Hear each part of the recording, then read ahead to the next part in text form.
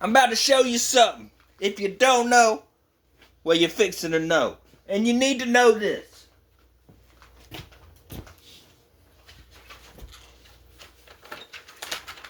I ain't gonna sit here and read off all these names, but it's the genealogy of Jesus. You know what I'm saying?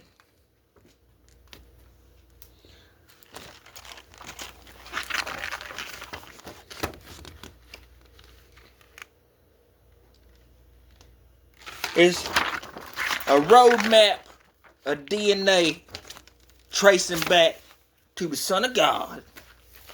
So, if you ain't with it, you better get with it before it's too late.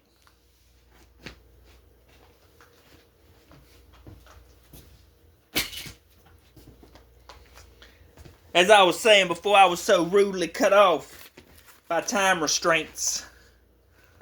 The Lord is there. Ezekiel 48:35. I probably should have cut the light on before I showed the genealogy.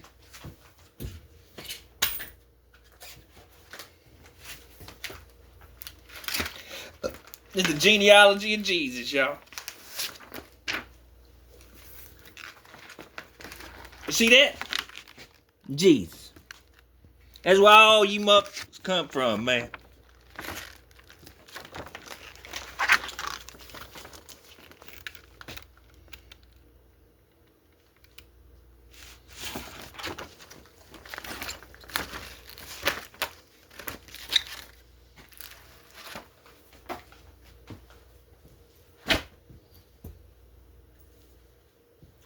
Where is God when everything is lost?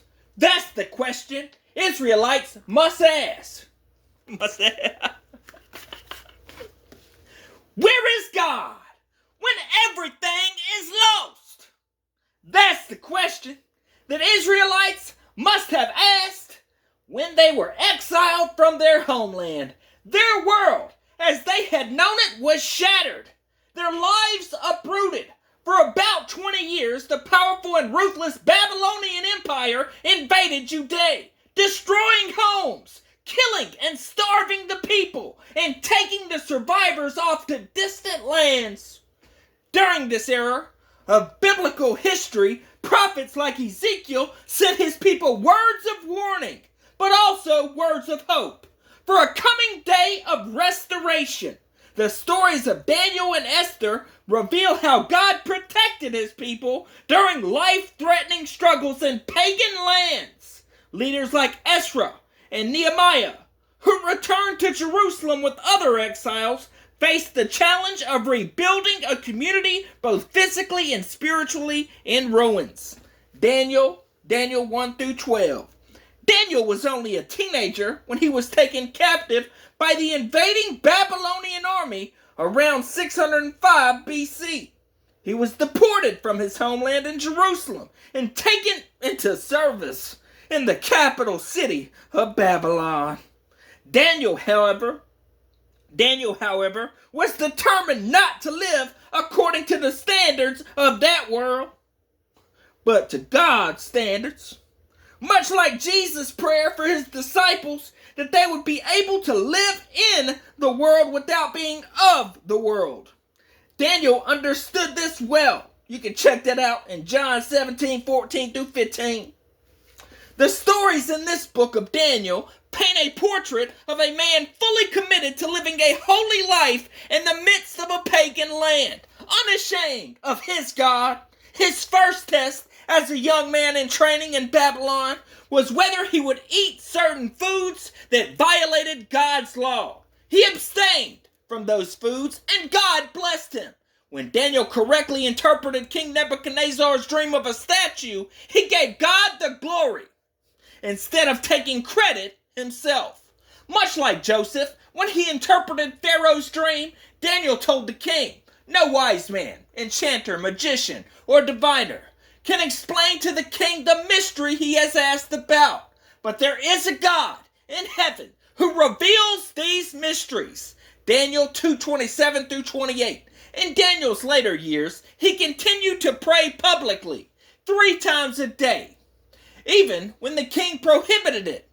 This landed Daniel in a den of lions, but God was there with Daniel in the lion's den, and he shut the mouths of the lions, saving Daniel from certain death. Daniel 6. The book of Daniel also records a story about Daniel's friends, Shadrach, Meshach, and Abednego. Daniel 3. When they refused the king's command to bow down to an idol, the king threw them into a blazing furnace. God miraculously saved them through the fire, revealing to the king that God is the only one worthy of worship. For them, just like Daniel, obedience to God trumped obedience to earthly kings. As Peter said to the rulers of his day in the New Testament, we must obey God rather than human beings. Acts 5:29.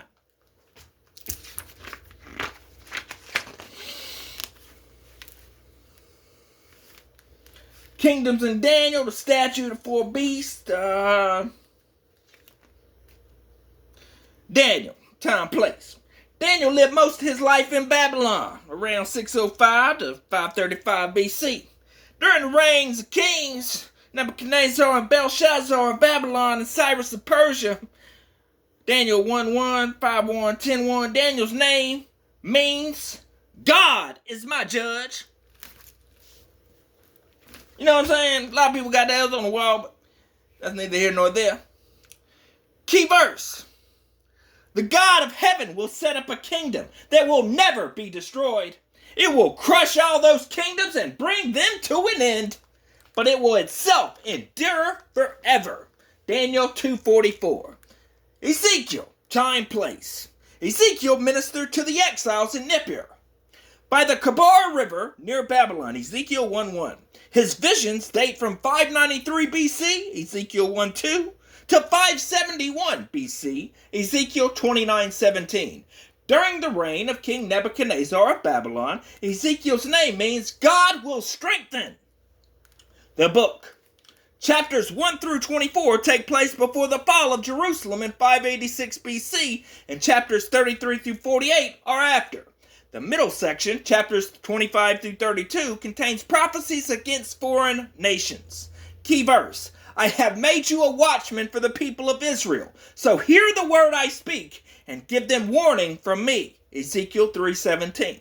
Ezra, time, place. The book of Ezra tells the story of the exiles' return to Jerusalem in 538 BC, the rebuilding of the temple in 516 BC, and Ezra's reforms in Jerusalem about 60 years later. The book, chapters 1 through 6, occurred before Ezra's time, with Ezra's own story beginning in chapter 7 and continuing through the end of the book. Ezra, who was a priest and a scribe, is believed to be the author of both the books of Ezra and Nehemiah. Key verse. He is good. His love toward Israel endures forever. And all the people gave a great shout of praise to the Lord, because the foundation of the house of the Lord was laid. Ezra 3:11. Nehemiah.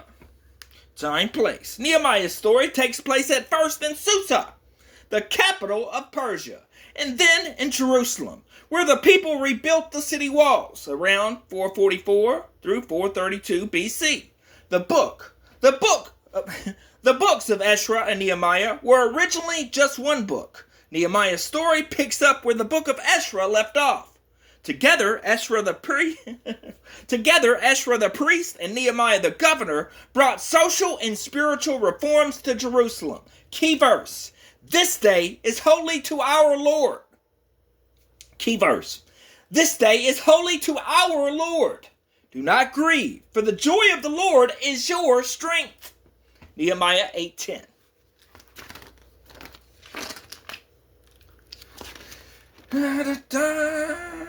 Ezra and Nehemiah. The book of Ezra opens with fulfillment of Jeremiah's prophecy. After 70 years of exile, the Jews would return to their homeland.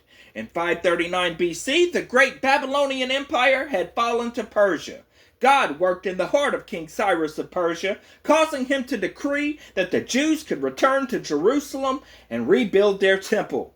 2 Chronicles 36:22 through 23. But by this time, many exiles had laid down new roots in these foreign lands and chose to stay where they were. Still, thousands of Jews were determined to make the trek hundreds of miles away to go to Judea and start over yet again. Under the leadership of Zerubbabel and Joshua the high priest, the people laid a new foundation to rebuild the temple in Jerusalem that the Babylonians had razed. Ezra 3:10. However, not everyone was happy with this new building project. Some of the people already living in the land bribed officials and threatened the builders, so much so that the construction stopped. God sent the prophets Haggai and Zechariah to call the people to renew their resolve to complete the temple. Ezra 5:1. With the prophets urging, rebuilding resumed, and in 516 BC, 70 years after its destruction, a new temple was built, the visible sign that God was with his people. Ezra 6:14.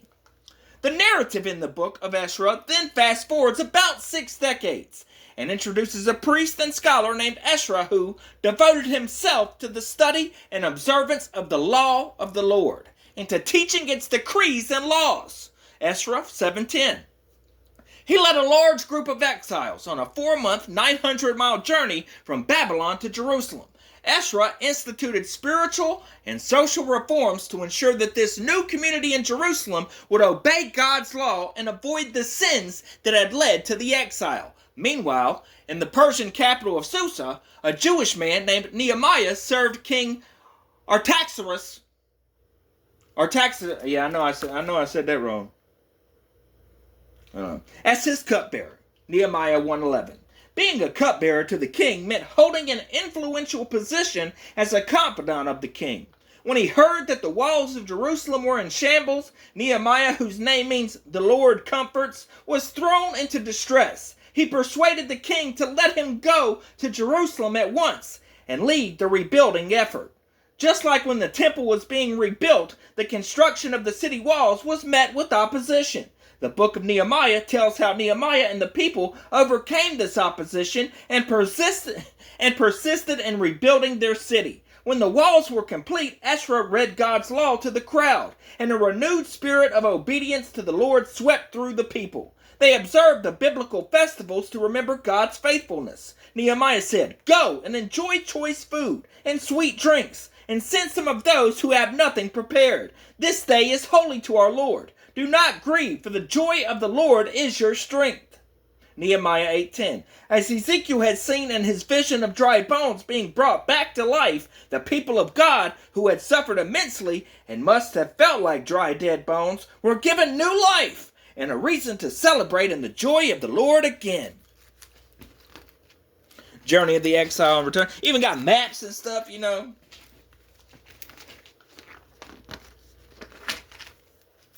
The story of Esther.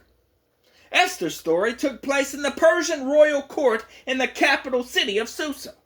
The royal court was a place of power where decisions, obsessions, and the whims of a handful of people decided the fate of thousands. The time period was the 5th century BC, during the reign of King Xerxes. King Xerxes. In biblical history at this time, hundreds of miles away in Judah, exiled Jews had returned to Jerusalem and already rebuilt the temple of God. Yes. And had already rebuilt the temple of God. Yet many Jewish families had remained in foreign lands, having established new lives and homes. Esther's family was one that stayed in Persia. Esther was a young Jewish woman, orphaned, and raised by her older cousin Mordecai. In the story, King Xerxes was in search of a new queen, and Esther was drafted into the contest to become royalty. Esther's Hebrew name was Hadassah, which means star. On Mordecai's advice, this star hid her Jewish identity and blended into Persian society. This was very difficult. This was very different than what Daniel's approach had been in the royal court of Babylon. Esther eventually won the king's favor, and the orphan girl... oh, man. So damn. Esther eventually won the king's favor, and the orphan girl became the new queen of Persia. A turning point in Esther's story came when she was faced with a life-threatening choice about her Jewish identity.